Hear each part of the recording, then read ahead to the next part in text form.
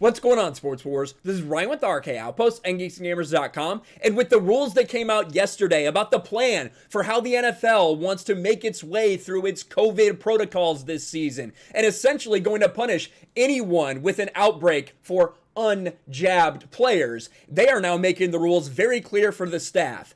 Get the jab or else you are fired. Those are the reports that are coming out, and it looks like Rick Dennison is the first person to be fired for refusing to get the jab. Take a look from Courtney Cronin over at ESPN. Breaking, Rick Dennison is out as Vikings offensive line / run game coordinator after refusing the COVID-19 jab. That's what we're going to say because YouTube likes that word a little bit better.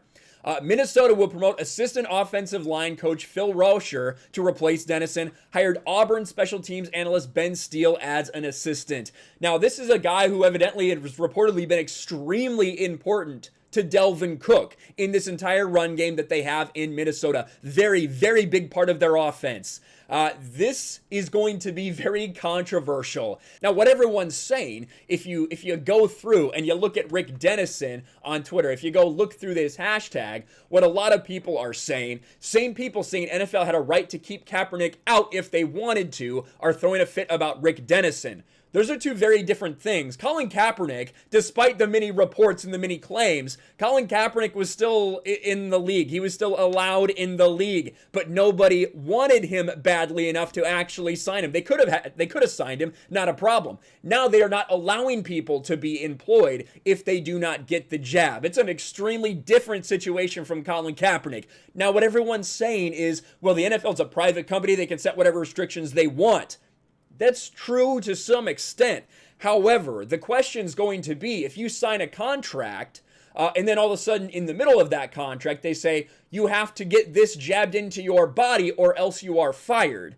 What'll be the legalities surrounding that? That is going to be a question that may play out over the next few months if we see more people like Rick Dennison who are fired because they don't want to get the jab. Take a look at the article from ESPN. It's a little more information.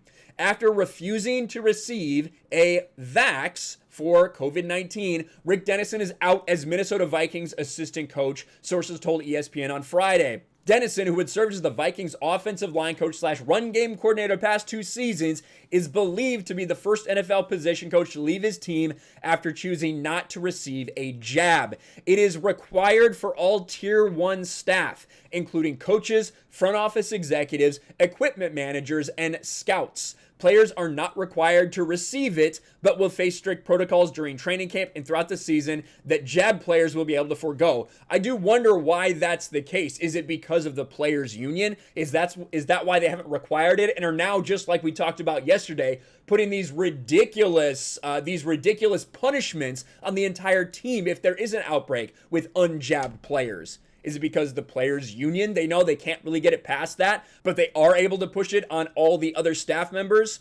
That's going to be a question that we might see again play out in the future. In a memo released by the league this summer, the NFL said any unjabbed Tier 1 staff members must provide a valid religious or medical reason for not receiving the jab. And now Rick Dennison is saying, I don't want it, and he's being fired. He's been fired. He has lost his job for not wanting to get the jab. This is going to be a very, very controversial subject. The NFL, yes, of course, it's its own company. It can set certain rules in the same way that you can make rules saying you can't kneel during the national anthem. But if you have rules that all of a sudden change, if you're under contract and all of a sudden you provide another stipulation, well, I know we agreed to all these things, but now you actually have to put this into your body, that might be something that we see play out in a court somewhere at some point in time. But I'm not a lawyer. I'm also not a doctor, so you shouldn't take any medical advice from me, and I'm not giving any medical advice. I think that everyone should choose whatever they want, and it's not really anyone else's business what they decide. But if you want to make any decisions like this for the YouTube gods, I am saying don't listen to anything I have to say. Consult a professional and take their advice. But what do you guys think about all this? I think it's only just the beginning. Let me know in the comments below. Smash a like button, subscribe to the channel, ring the bell for notifications, share this video out there, and I'll talk to you later.